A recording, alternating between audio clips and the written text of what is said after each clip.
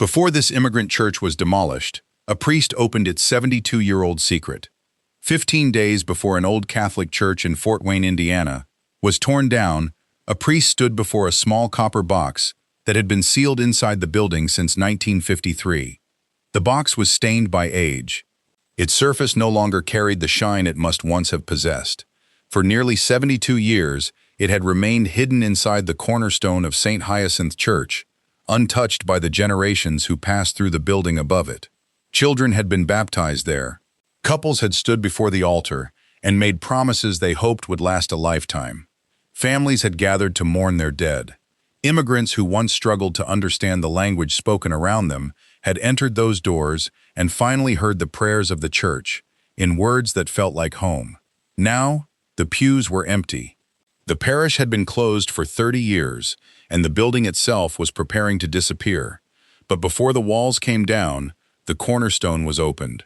On July 23, 2025, Father Mark Gurtner, the Vicar General of the Diocese of Fort Wayne South Bend, helped open the old copper container alongside diocesan archivist Janice Cantrell.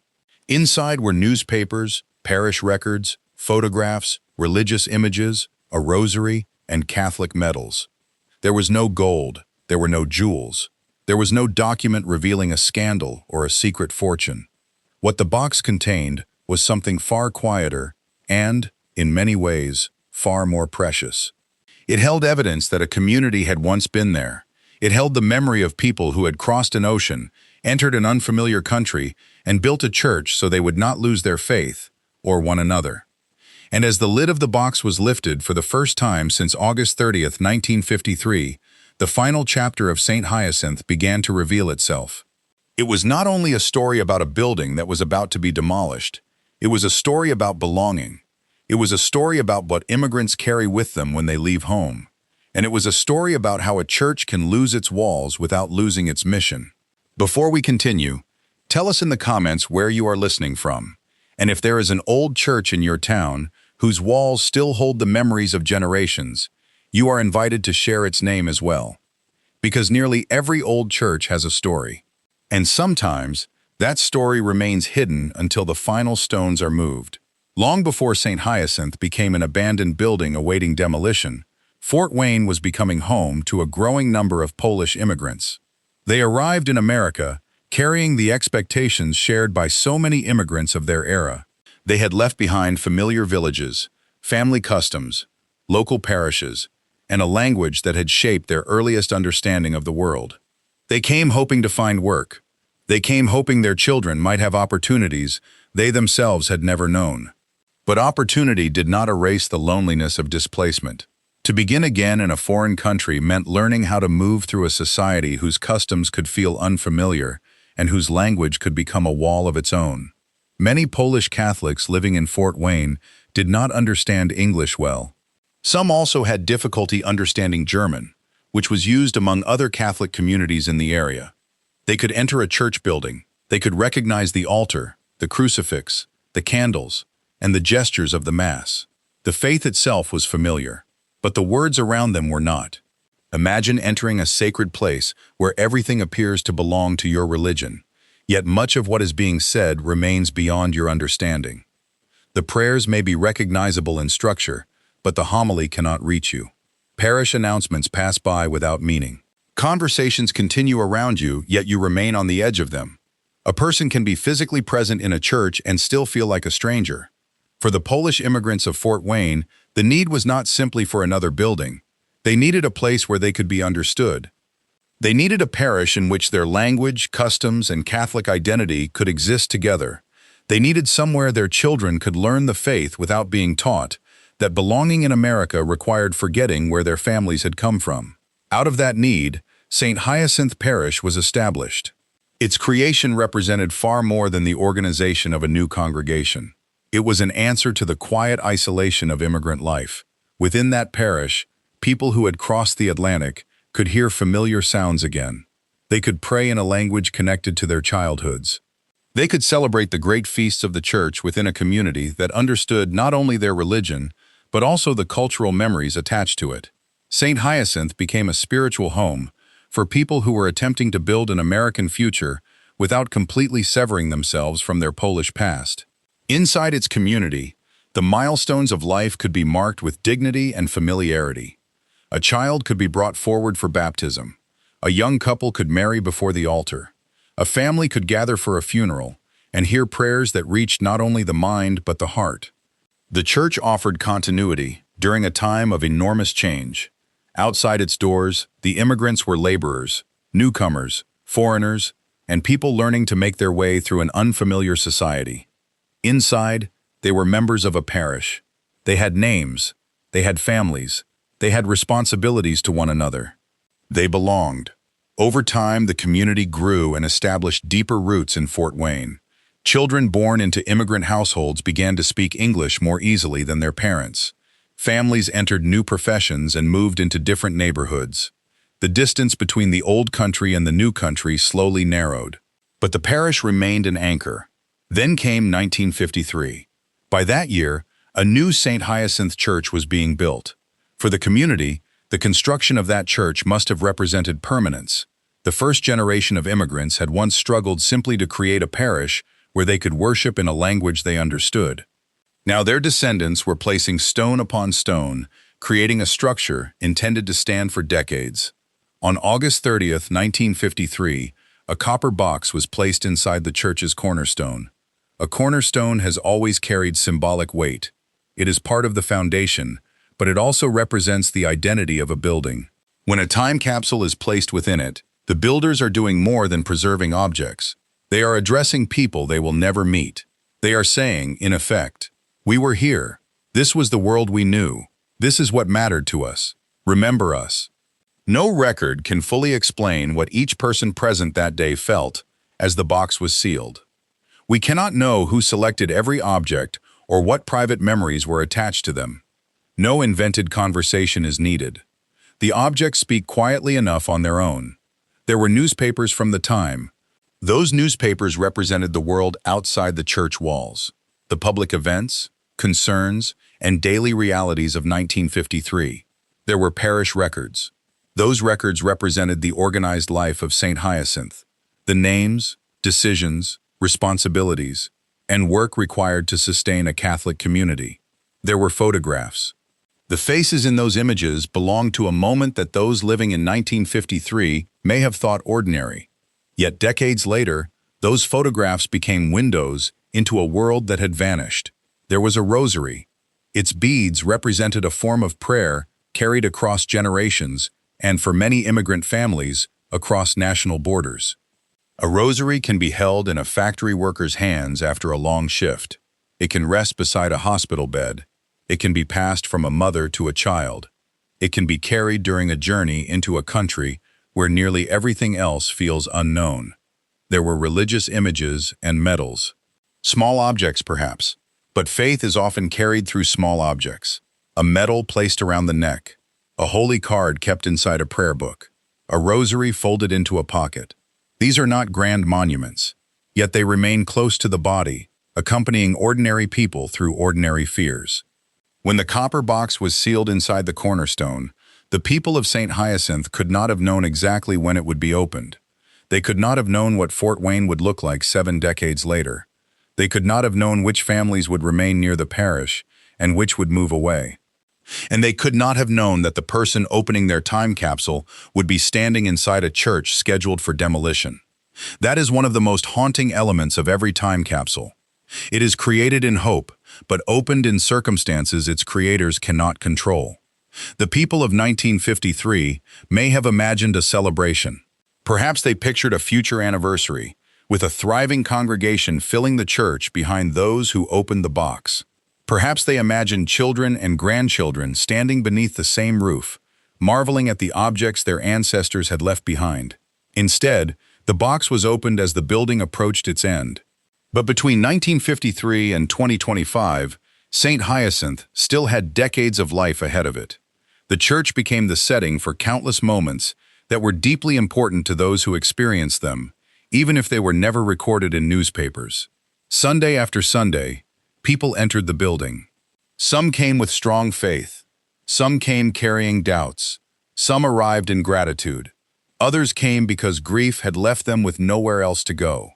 There were baptisms, weddings, funerals, feast days, ordinary masses, and quiet prayers offered when no public celebration was taking place. Children grew older. Parents watched families expand. The immigrant generation gradually gave way to generations who felt increasingly American. This was, in one sense, the fulfillment of what many immigrant parents had hoped for. Their children learned the language. Their families gained stability. They became woven into the life of the city. Yet the success of assimilation also changed the kind of community that had once made St. Hyacinth necessary. The Polish Catholic population was no longer concentrated in the same way. Families moved, neighborhoods changed. Younger generations did not always remain close to the parish where their grandparents had worshipped. The language barrier that had once made a Polish parish essential slowly faded.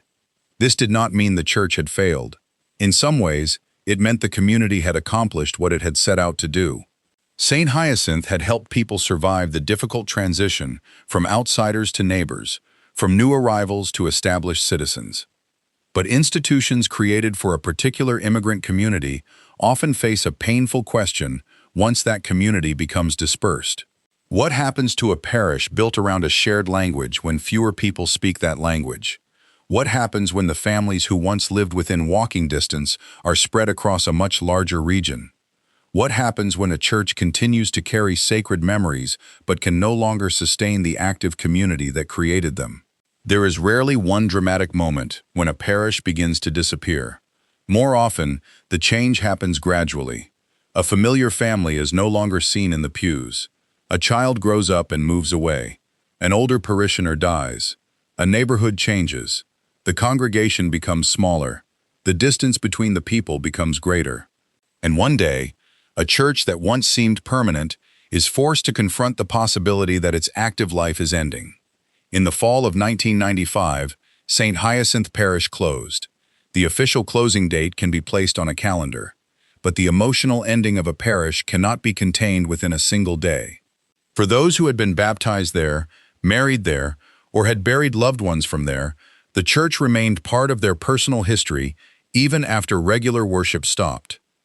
A closed church does not immediately become an empty building in the minds of those who remember it. They can still picture where their family sat. They can remember the shape of the sanctuary. They can recall the way light entered through the windows at a certain time of day. They can remember walking through the doors as children, perhaps holding the hand of someone who is no longer alive. Memory continues to fill a place long after the congregation has left.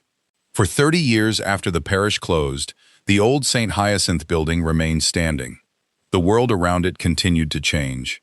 Children who had once entered the church with their parents grew old.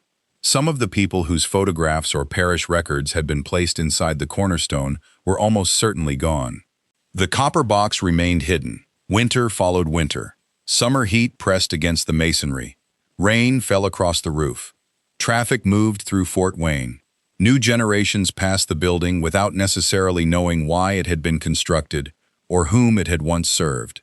The church became a silent witness. It no longer gathered a congregation, but it still carried the shape of one. Its architecture suggested worship, even when worship was no longer taking place. The empty space inside held the absence of voices. The building's continued existence may have offered comfort to some. As long as it remained, part of the old parish remained visible. But old structures cannot survive on memory alone. Buildings deteriorate. Maintenance becomes more difficult. Safety concerns emerge. Resources must be weighed against needs that exist in the present. By 2025, St. Hyacinth was scheduled to be demolished. For those connected to its past, demolition carried a finality that closure alone did not. A closed church might someday be entered again. A standing building can still be photographed, visited, or pointed out to grandchildren. Demolition removes that physical point of return. Once the walls are gone, memory must continue without them. Yet before the building disappeared, the cornerstone was opened and the copper box removed. On July 23rd, Father Mark Gurtner and Janice Cantrell faced the objects placed there nearly 72 years earlier. Some had been damaged by time and moisture. Paper is fragile. Ink fades. Metal tarnishes. Photographs lose their clarity. Even objects intentionally sealed for the future cannot completely escape the natural forces surrounding them. But preservation is not always about keeping something untouched. Sometimes it is enough that an object survives long enough to bear witness. The aged newspapers still pointed back to a particular day.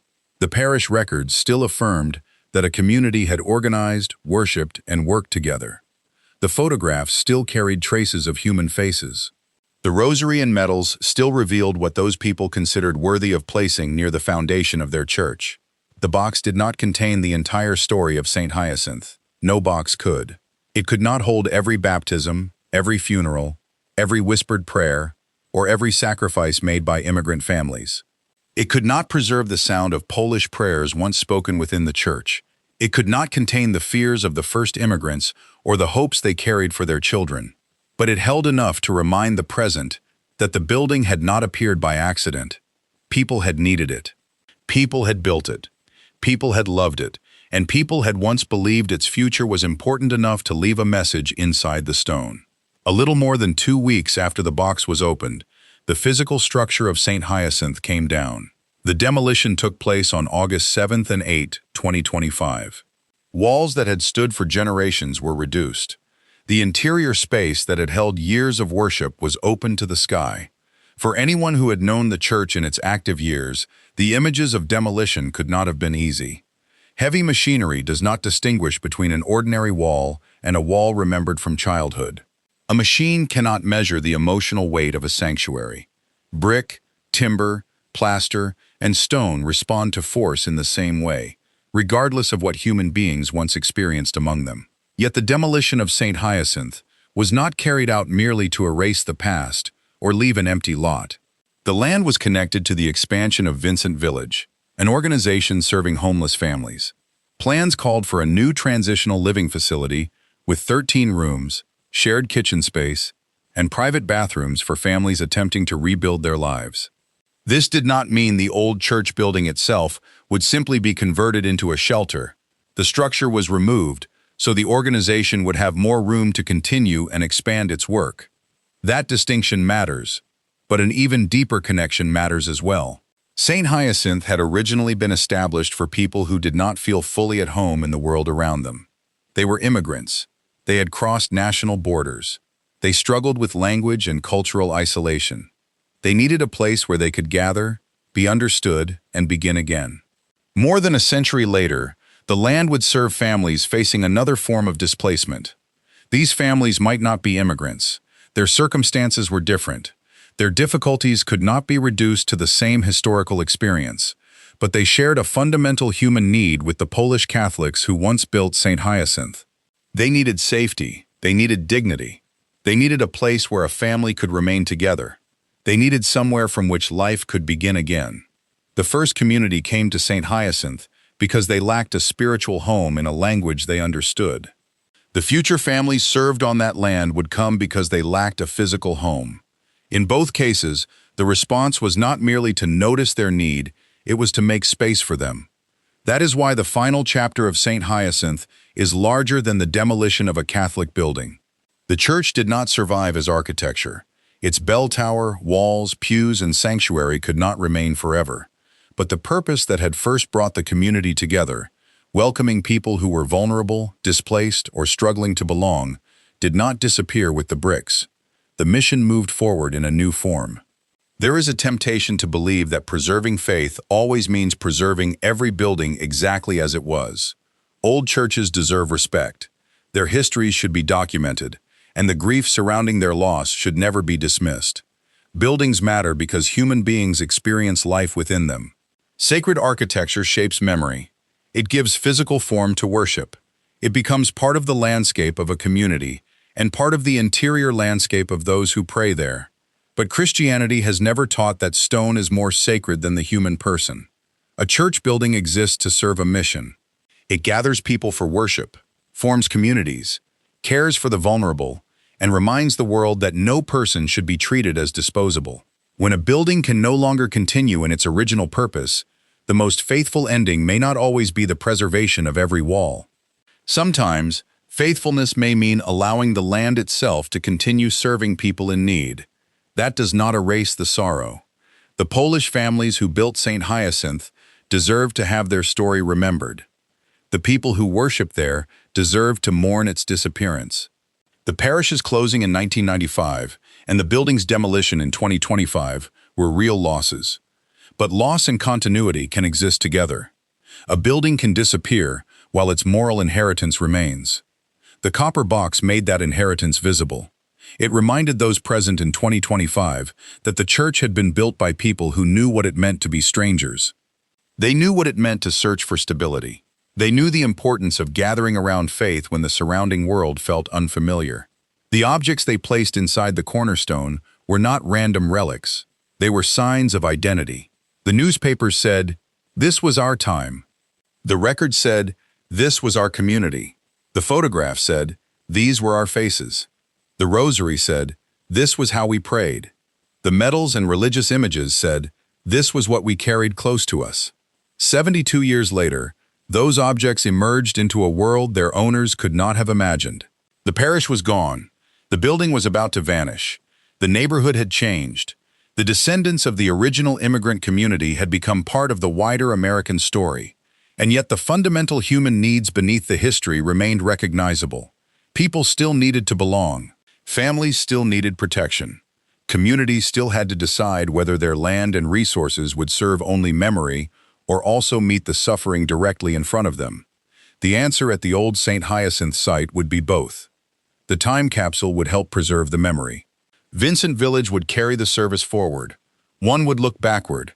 The other would look ahead. Together, they revealed that honoring the dead does not require abandoning the living. Perhaps that is the true secret opened from the cornerstone. Not a hidden scandal, not a miraculous object, not a treasure measured in money. The secret was that St. Hyacinth had never been only the building. It had been the courage of immigrants who refused to let isolation destroy their community.